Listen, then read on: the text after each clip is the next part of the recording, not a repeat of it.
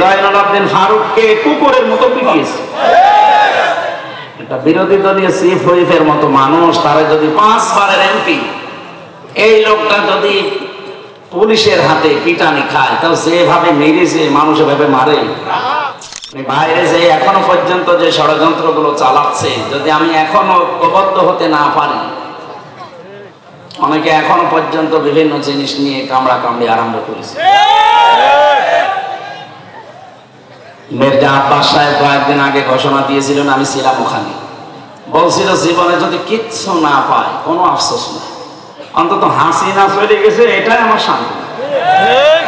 আপনি টের পাচ্ছেন জয়নুল আবেদিন ফারুককে কুকুরের মতো পিটিয়েছে।